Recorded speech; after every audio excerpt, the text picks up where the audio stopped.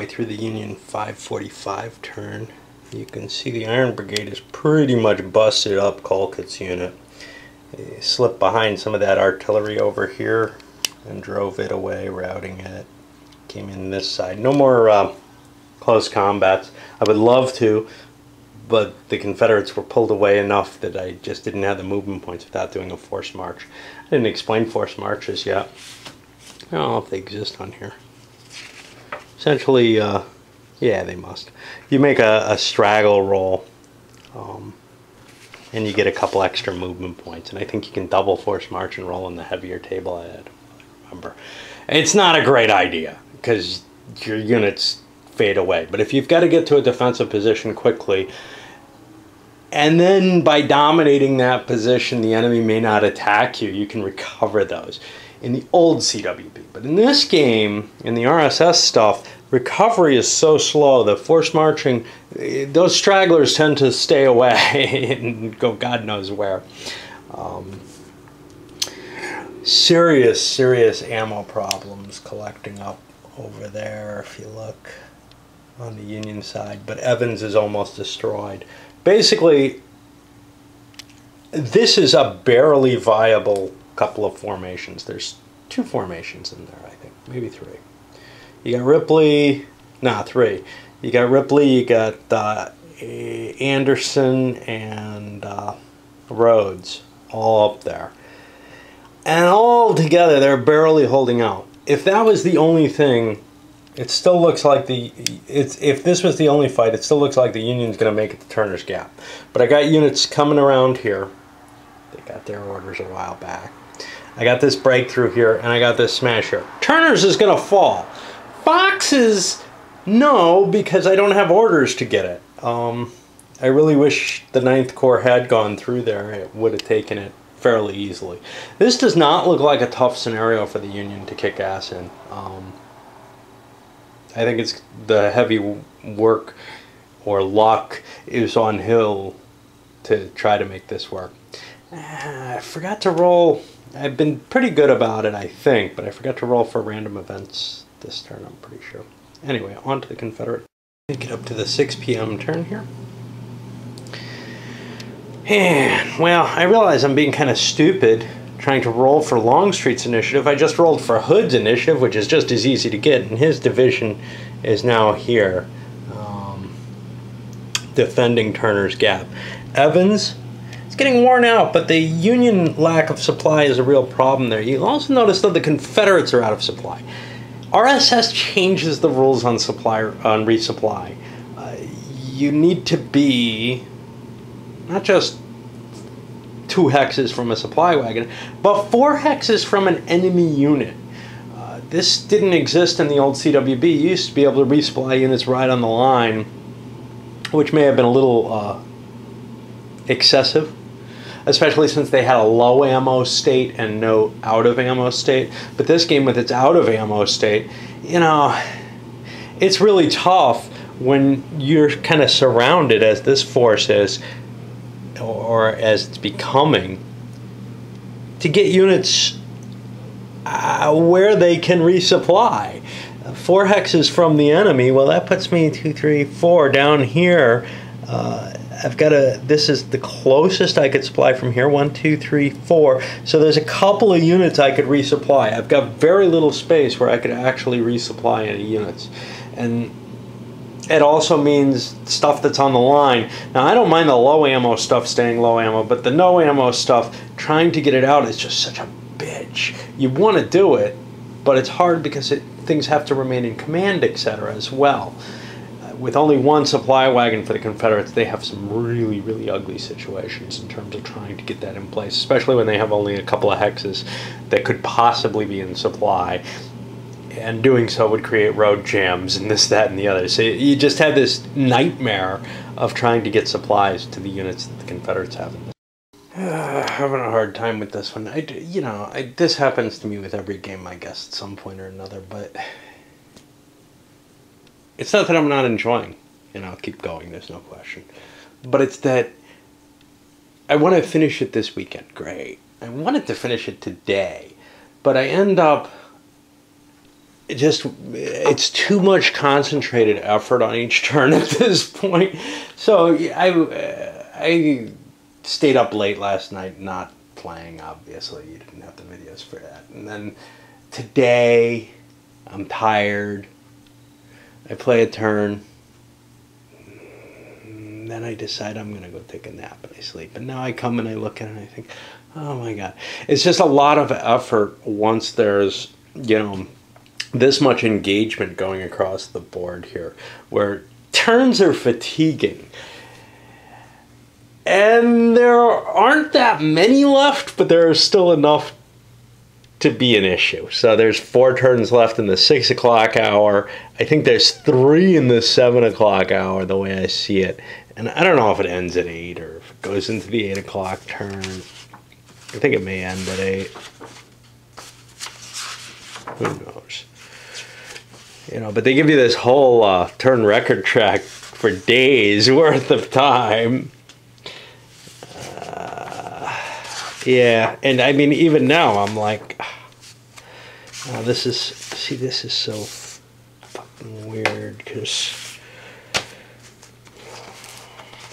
the tiniest rule book is little regimental stuff, because I got all these in here. So this goes, now last turn is the 8 p.m. turn. So yeah, so there's 4, 7, 8 turns left. That's a significant amount of time. Of course, if a core fails, especially one of these Union core, well, they're the only ones with the core, it'll speed up quite a bit. So that was kind of my thought when I was leaving. Let's just see if we have core failure, because the turns will get really easy if the Union can't do anything. Speaking of core failure, the Union suffers from this, or whatever, less in some ways than the Confederates do, and here's why. They have these huge core structures. Now, I've got 4 things I have to roll for. The 9th Corps, the 1st Corps. You can see these big pieces. And the 411, the Iron Brigade, and then this cav that's attached to it, which, because it's, just coordinating with it, it can fail on its own, as well as if the Iron Brigade fails. The Iron Brigade, fine. The way this game handles things, hey, that's gonna, we looked that up, and we see it's 1 out of 4 elements are out, so let's just roll these in front of you, because I feel like chatting and don't really feel like taking my turn yet. So 1 out of 4 elements is wrecked. So that ends up putting me on the 2 table. My leader is only a 1 for going forward. So I'm going to be looking at the 2 at a 1. I need at least a 5 to keep going. That's not pleasant. And I succeed. The cav, well, that's just a division. Nothing's wrecked on there. Pleasanton's rating is a...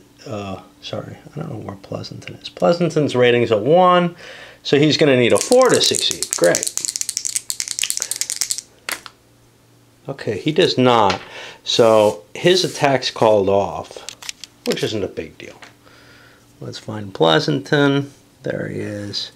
And he's going to have to pull out of small arms fire range, which I think he is, because we pushed the Confederates back. And I can, I think, try, let me make sure my order here is right. I'm always confusing this, and since I'm on camera, I don't want to say things wrong. So let's see. I can't write him orders, but I can make an initiative check on him to try to come up with new orders. I didn't want to write any orders this turn anyway. Okay, so now here's where things get interesting. Let's look at the 1st Corps. The 1st Corps has lots and lots of wrecked units, okay? Wrecked brigades even. The 331 is wrecked. But what it doesn't seem to have is a wrecked division. So let's look at the 3-1 division. 2 of the units in it are wrecked. All 3 have to be wrecked by the RSS rules for that to count against the Union. Now, over in the CWB side, this isn't a big deal. Wrecked brigades count towards wrecked divisions, and there's a check mark for, just like this, for how many wrecked brigades go to a wrecked division. And I think corps, yeah. So what you'd be looking at then for components would be how many division in the corps were wrecked. So you only had that one intermediate step, and it works fine. Here, though, this comes up as a big 0 because that division as a whole is not wrecked. There's no 2 out of 3 brigades in the division are wrecked or anything like that that translates over. Which is fundamentally different from how it's presented in the CWB layer, which looks very much like this, but there is a number of brigades, which is these bigger sections, which mark up to a checkbox and then say you're wrecked there. So it's portrayed differently. You have to wreck every single one of these as if the check mark is at the very end of the column on a CWB marker. And that bothers me. It's not how it should be. And likewise, if we look at all the units in the 1st division, or the 1st corps, okay, I've got 1 brigade wrecked here. Well, that doesn't count against the whole division. It's not wrecked, so no harm there. And essentially, I get away as though nothing is damaged. And we get the same issue, which is probably even worse, over with the 9th Corps, where we have, here's a wrecked unit, here's a wrecked unit, but they don't count against it because they don't take out the whole division. The brigades are wrecked, but the division requires every brigade in the division to be wrecked. And that is the source of the problem here. So these units are almost unstoppable. Now, you could still get unlucky, or they could take broad losses across the unit.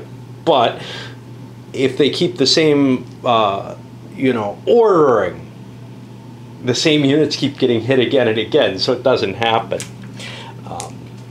Of course, they become weaker units and kind of fall away easier.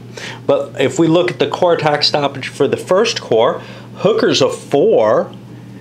Oh, look, he needs a 3 or better. Reno is also a 4. He needs a 3 or better. So these corps never stop attacking. I don't like that. And I think that's just an error in the system.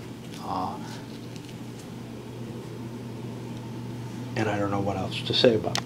Okay. Well, let me think about an issue. I think I'm a rough Union turn, to tell you the truth. To begin with, after the order stuff that I showed you, I rolled an initiative for Reno, got it, and did something that, again, may or may not be legal. I can tell you one thing I did illegal. This detachment over here of this brigade couldn't have happened. Now, I'm maintaining it, but the 1st Division of the 1st Corps is only allowed to detach 1 brigade, and it starts out with the Iron Brigade detached. I could have detached something else conceivably, but that was my tail unit. It's what I wanted to do. Oops. I'll live with it. Continuing with that practice. But the Iron Brigade, and over here, I launched some melee attacks that did not go well. Basically, no casualties were caused, and I failed my morale checks. And you can see these guys were disordered and flung back. Overall, not a good situation. One thing I did manage to do, though, was set up a gun here that was able to hit a unit up here. That looks like that's actually visible because this higher terrain just keeps going down, down, down. This is going to be a lower terrain blocking, not blocking. There's none of this color terrain in that layer, so that the woods doesn't block. And that allowed me to concentrate a lot of fire on the unit here, so I dissolved 2 Confederate units there. Oh, I forgot to tell you what I did. Okay, so Reno detached 2 divisions on 1 initiative. Whether or not you can do that, I'm not sure. You can detach basically you roll for an initiative, and you could command your entire command, or you could detach something, or maybe do both. That's where I'm kind of at the if question. If you're allowed to command your corps and detach something, then you're allowed to do what I did, which was detach 2 units. Essentially what I did was I detached the 1-9 division to attack Fox's Gap. I need to take it. Even if I get Turner's Gap, things are not going terribly well. I need all the victory point hexes is how I'm looking at it, or at least the majority. I won't be able to get this one. The other piece is that I detached the K9 division, all dogs. No, someone gave me what it is, but I still can't remember. To stretch a line of communications between the main corps and the 1-9 division as much as I can, and to support any actions by either. Basically support the edges of the actions. So the 1-9 is going to be sliding this way. The K9, part of it was out here on the edge, would have been very useful, but I'm swinging that around to put that in the center. Annoyances, yes, you got to fiddle around and get things there, but there was no other way that I could write the command that I wanted, basically. So, things didn't go terribly well against Evans, although, fuck. Not the point, right? You know, I kind of learned. All right, things didn't go well against Evans, although I did wipe out almost all of his troops. He's got some guys back here pushed back. I pushed him from his position, but the gun is still there. And that thing's still able to fire, even though it has no ammo, because I'm using the non-advanced ammo tracking. And then over here, we managed to push a lot of range, although this big stack, which has Rhodes in it, who gives a significant advantage to morale, has been holding out and has some cannons in it. But I've driven other cannons back, captured an entire load of guns from here, I believe. And, you know, largely it looks like this hill is falling. So now it's down to wipe out Hood is the next step, really, for the First Corps. And I'll be having support from that illegal little division brigade that I set off there. Okay, well, after completing the Confederate movement, I wanted to take a little moment here. And see, I got all my straggler recovery markers. Those aren't exactly where I'm straggle recovering. I kind of fudge these things, you know, with like this one is saying all these guys are recovering. These are saying this line is recovering. And then I've got some of those stacks in there that I'm recovering. The chances of actually getting a unit back are so low. And there are no stacking restrictions, I think, in this one other than strength points. So even if I recover all the units that I could in a hex, it's still fine. But what the Confederates have a problem with is right here. They've got artillery in these 2 locations and no way out anymore. You got this sloping ground here and then Union troops everywhere else. So I could pull the infantry out and leave the artillery in a situation like Evans's guns here. Prolong, I thought about it, but prolong means the opponent gets a shot at me and I don't get a return fire. So that doesn't really help. Like this, well, you can close combat those guns, but man, they're powerful in close combat, even without ammo under this basic rules. Because, let's see, that's a howitzer there, right? Yeah, a howitzer 6 at close combat is going to be worth 30 strength points. Now, it's divided by 2 because I have no ammo, so it's still a 15 attack. That's a powerful attack. And then the attacker has to make first morale check. If he fails, which is what happened last time, I don't have to worry about my artillery morale check, which, you know, I'd have trouble making.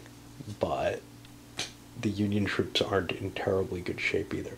And if you run no ammo units in there, they don't get to fire at all. They don't get to do anything. The most they get to do is if both sides survive the morale check, they might push the enemy unit out.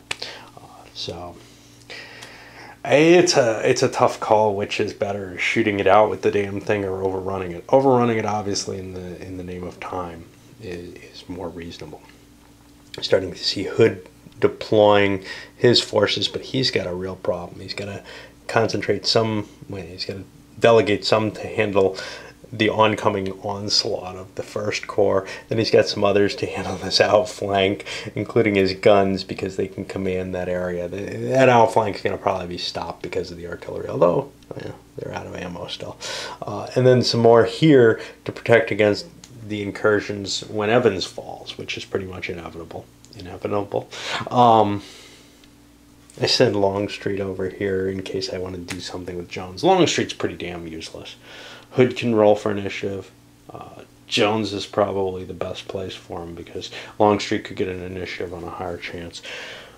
He only gets a 64 to 66, whereas he gets 56 to 66.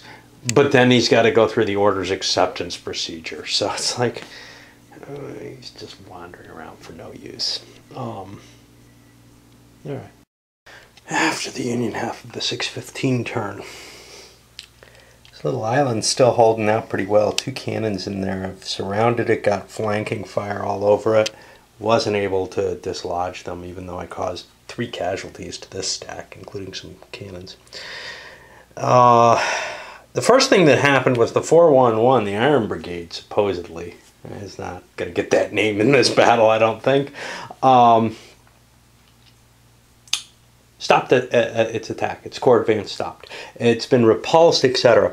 It's key in that it's uncovered this sucker using some artillery fire this turn.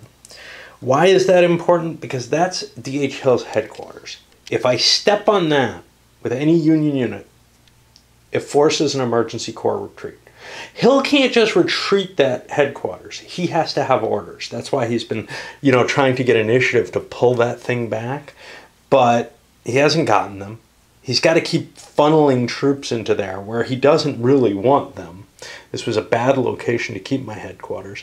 If it gets stepped on, his entire corps pulls back. Now, who knows where it's going to go? Probably somewhere in this area here. I mean, it's got to stay out of close small arms fire range. And that may be almost impossible. But anyway, his corps has to pull back. And then it takes these straggle attack effects on it. Elsewhere, Evans has disintegrated. He's going to be doing an emergency corps retreat. He has no units, so it doesn't really hurt anything. It just throws him back.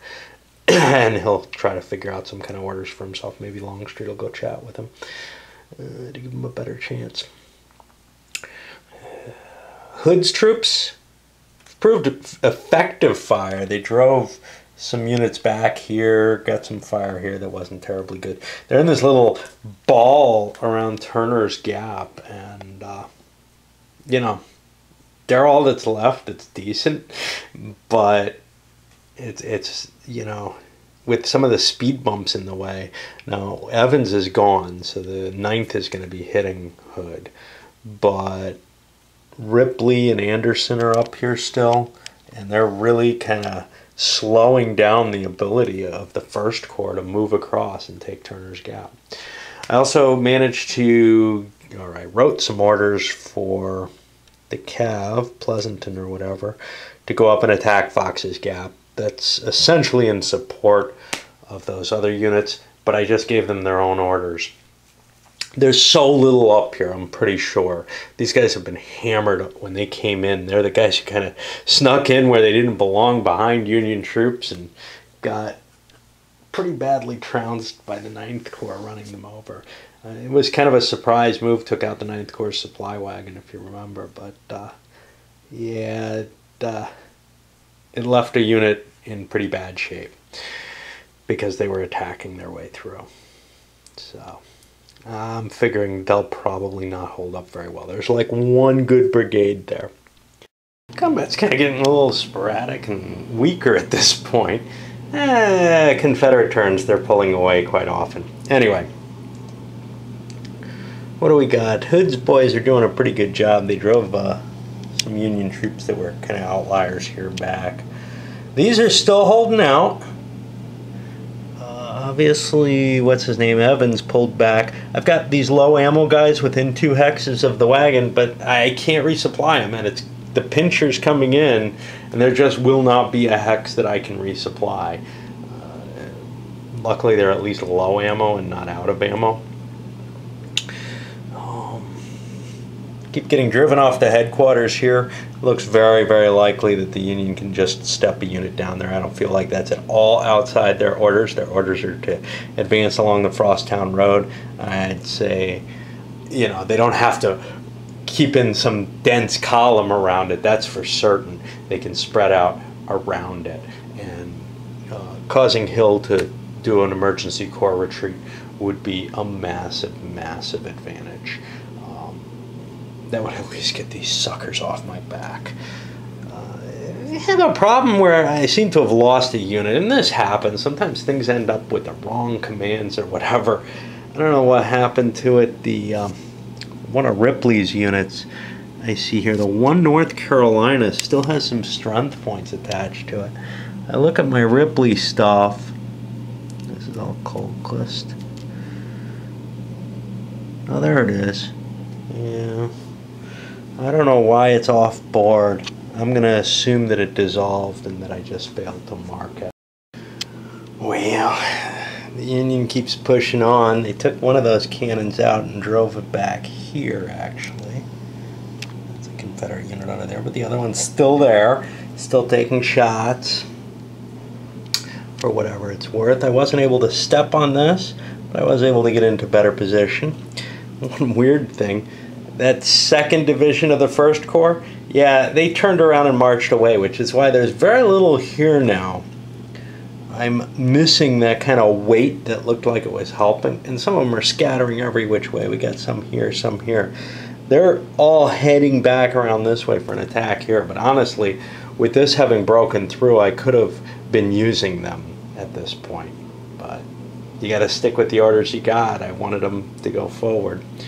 Found a unit from this brigade here that I detached that somehow must have been kicking around down here, getting into fights it shouldn't have been. I don't know. Anyway, now it's a dead unit, essentially. It's looking pretty bad for Hood's forces, though. Not so much pressure from this direction, but coming from both these directions, it's ugly. No core failures, which is really the only thing that can help me. Up here near Fox's Gap, the 9th Division really ran into some issues with their ammo. And I'm not so sure they can take the gap anymore. They have a lot of strength, but if they run out of ammo, they're not going to be able to do it. And remember, I don't have a 9th Corps supply wagon. So unless I can somehow get this wagon up through Turner's Gap, and you know, given the time, I don't think that's going to happen. And it's the 2nd Division that's going to make it there. I did intend, though, to have McClellan and Gibbon get together and have a little chit-chat there. See if I can get the 4th Brigade of the 1st Division moving through here again. Presumably I could even hook it up with Hooker's command, which would be kind of cool. That would... See, this thing is facing 2 out of 4. If it's part of Hooker's command, it's part of a division that isn't even wrecked completely yet. So it wouldn't really hurt Hooker's situation one bit. Adding wrecked units doesn't at that level. It's just a weird situation. And situation at the end of the 6:30 turn. Confederates tried to throw some forces back in here, but they got pushed back again, basically trying to protect the flank there. But that's going to get hit. The final gun over here, run over here. The other one was destroyed. So the Union's got a free path open. I noticed some more units from the 2-1 division that have up in here firing, etc. You know, it's so hard to keep your units together in this game. Especially the color coding, etc. works great for the Corps, but it's just, there's too many levels of information present and not enough information on the counters. The counters also are nearly unreadable to me. You gotta really zoom in to see them, and they don't look bad like that. I found the one that's a real problem. It's this guy. He doesn't look too bad there, but this is, yeah, that's not too bad either. But I know when I first saw that, I said, what the hell is that? The Confederates getting harder and harder time being able to find, not just for resupply, but also for places where they can try to regain their stragglers from this huge pile. It's really kind of come down to this little area here, and then maybe some way off here are able to recover. But other than that, it's a tough job. And we actually got very, very successful over here on Jones's division. So again, a little bit of luck going that way. There isn't a lot of time left. That's the one thing going in favor of the Confederates. If there is, if this were an unlimited type of scenario, whatever that might mean, if there was more time, this would definitely be falling under the orders that are currently in place, and the chances of the Union actually failing one of their continuations for their order. Well, I'm afraid besides a shopping trip, I've been rather indolent today, but I've gotten started here on the 6:45 turn for the Union. Pushing forward here, still no core attack failure checks, and there's some pretty decent chances on this little unit up here, as well as the 1-9 division, but neither one stopped. They basically need to roll like a 6 or a 7 to keep going. Continuation of pushing forward with the Union here. They kind of got drifted back a little bit, but here they're closing in on Hood, and he's kind of being crushed like this nut here. That's not going to be good for him. And, it's gotten to the point where a couple of guns had nowhere to retreat, and I just surrendered them. Some regular infantry could move, but this sloped ground, they can't move on that. So the crews just abandoned the guns somewhere or whatever. So we'll go back to the Confederate turn. And we're coming up close to the end. I was hoping to get this done today. I'm not sure I will. I may play into tomorrow. It's no big deal, in the sense that I was hoping to do something kind of light when I finished. Like I would finish this yesterday and do something light. Well, it doesn't really make much difference whether I finish this today or tomorrow. Here's why you don't want things all close together, especially once they start taking disorganized status morale, because then they can't jump out of the way. I had a routing gun come out of here and just swath through the Confederate Hood's command, and everything's routed now in that center, and that just tears apart his center. He's pretty much been wiped out by one terrible morale roll, a 66, but it was bound to happen. His units were just degrading so fast.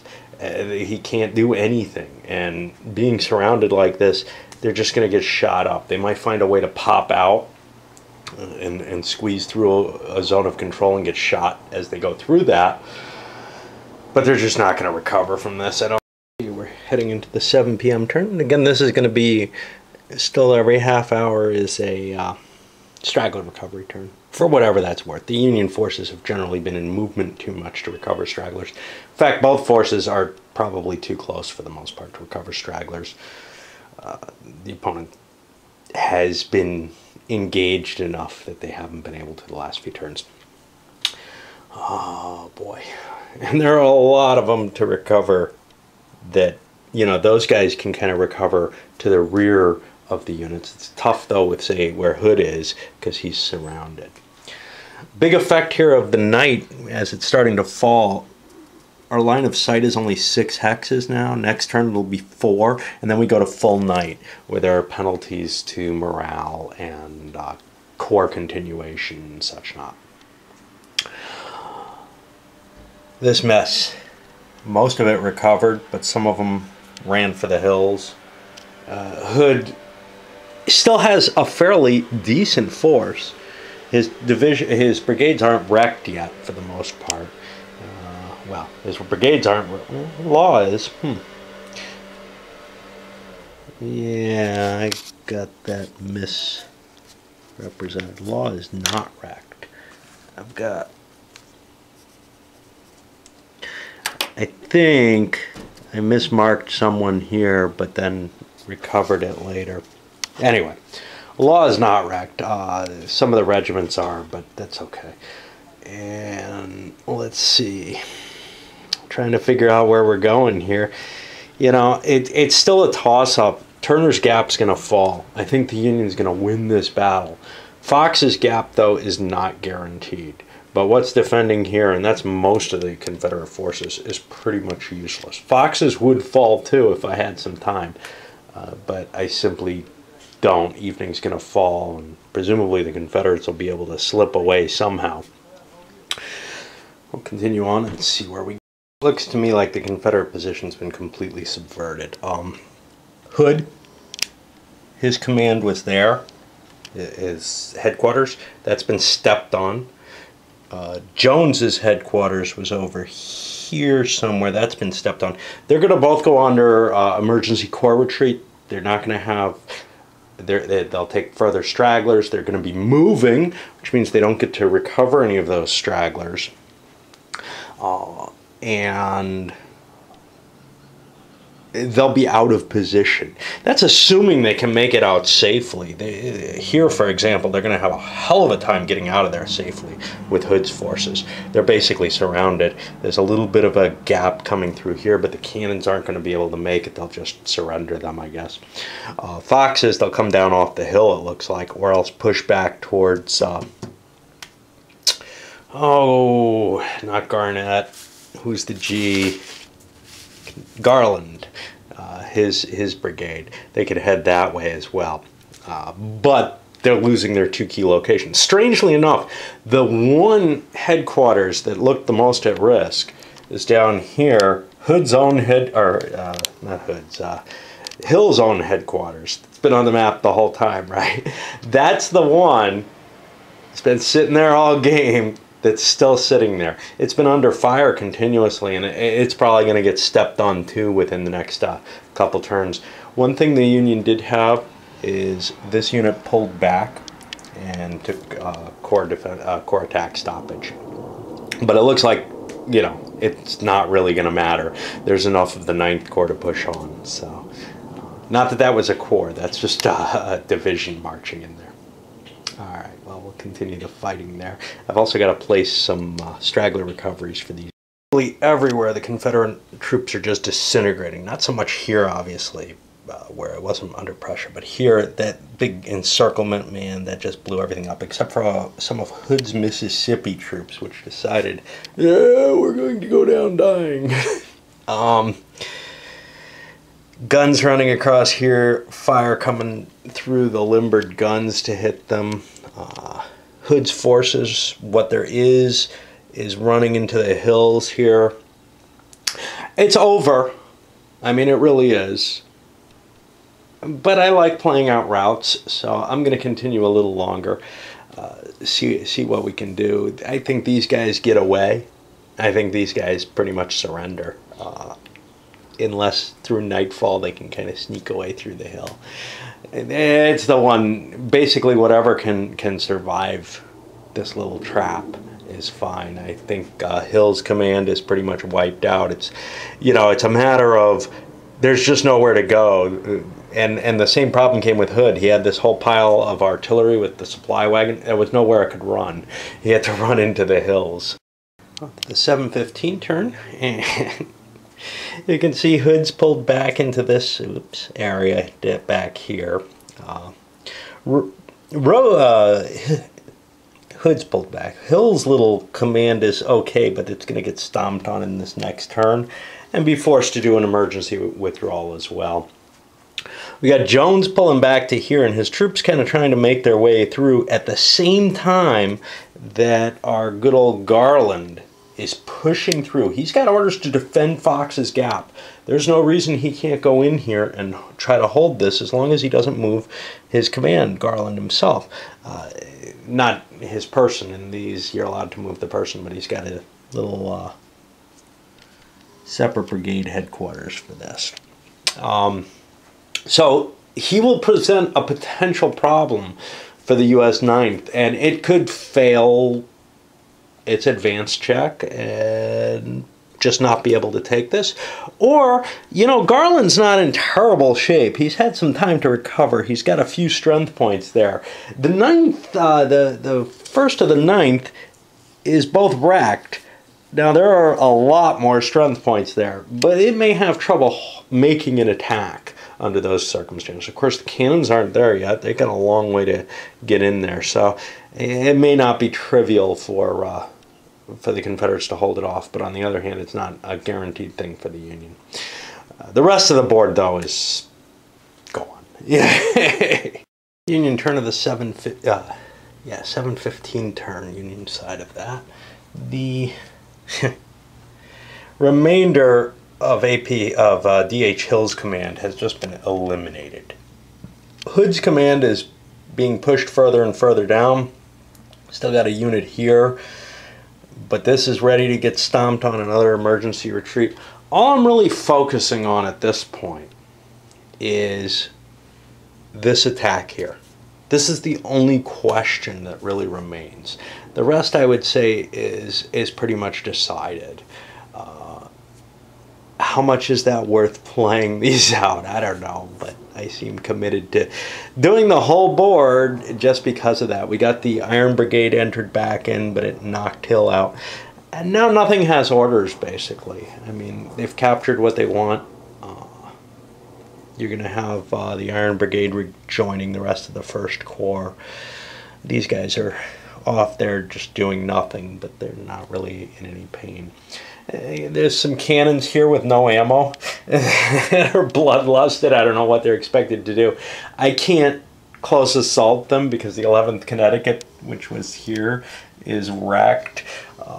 Other things doing so without ammo, just engage in close combat. Basically, they're going to surrender. Bloodlust or no. This stuff, it's got to pull out. So now really the only question is how to try to retrieve what or escape with what I can over there. But here, holding Fox's Gap, I'm still there with Garland's force. Now, looking over Garland's forces, I can tell you what's going to happen. I'm going to call it here. Basically, Hood and Evans are going to pull out.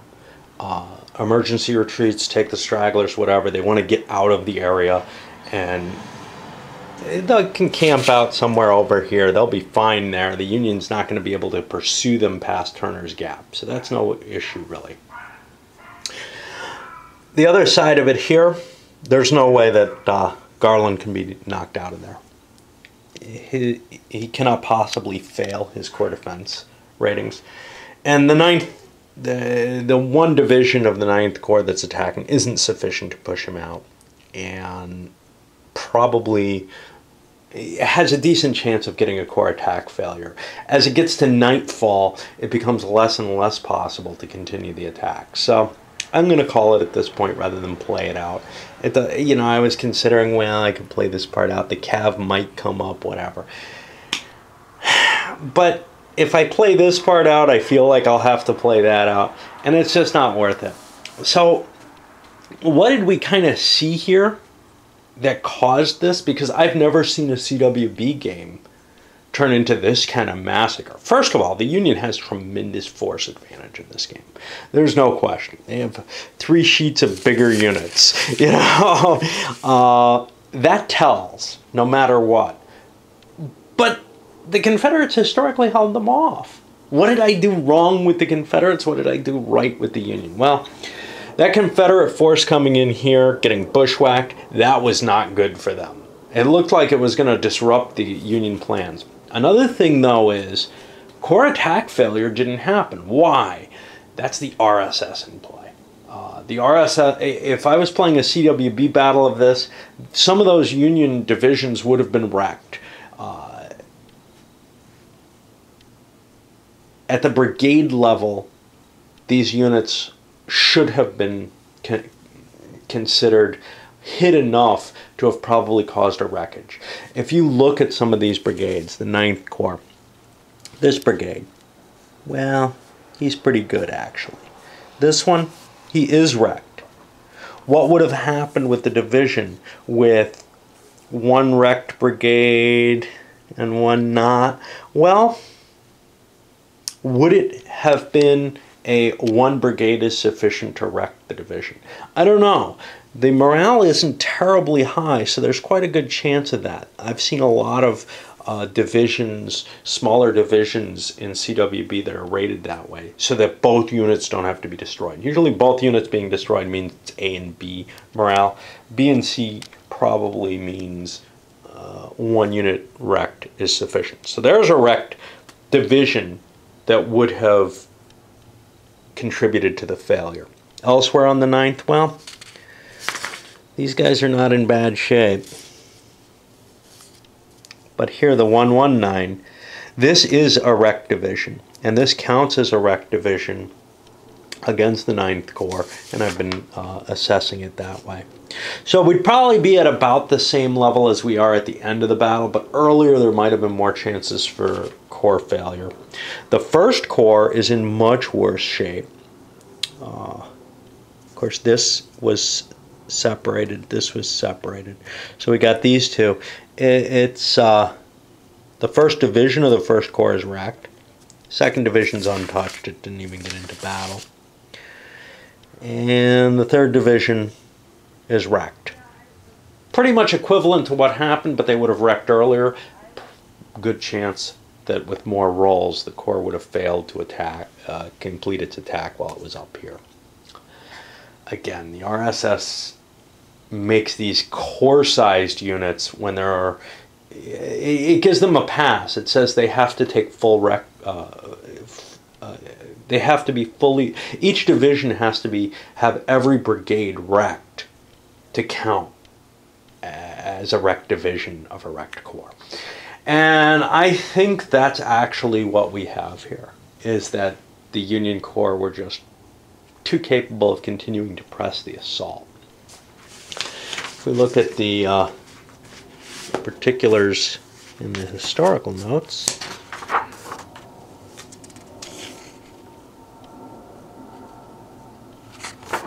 mainly we've got not a lot about the battle.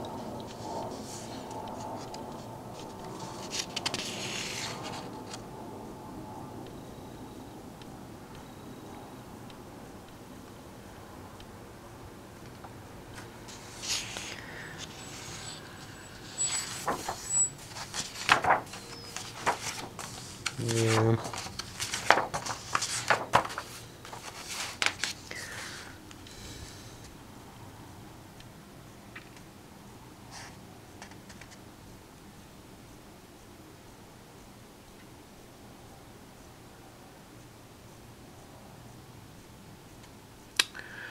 All right, well, it looks like the Confederates were eventually forced off, but probably not with the kind of losses that they took here. Let me come back after a moment to calculate out victory points for the points, and forgive my scratching here. For terrain, 7 points for Confederate terrain, 14 for the Union. Brigades, 10 the Confederates hurt enough brigades. The Union only hurt 13 points of brigades. Basically, that's 1 per brigade damaged or wrecked. That includes stragglers, which is, most of the games actually say permanently wrecked is the only thing that counts. But in this case, these units had to be available for further campaign operations very shortly. For the larger, the divisional size units, though, the Union picked up 7 points, hitting pretty much every division and wrecking it, which means every brigade of every division was hit, whereas the Confederates only got 3 points. I think they knocked off 2 divisions. Artillery-wise, we got a lot of Confederate artillery, 5.5 points. That means 11 batteries taken out, whereas the Confederates only got a half point there. So the total is 39.5 for the Union versus 20.5. That's a 19-point difference, and that's only a Union marginal victory. Now, historically, I think the Confederates won the point scale thing.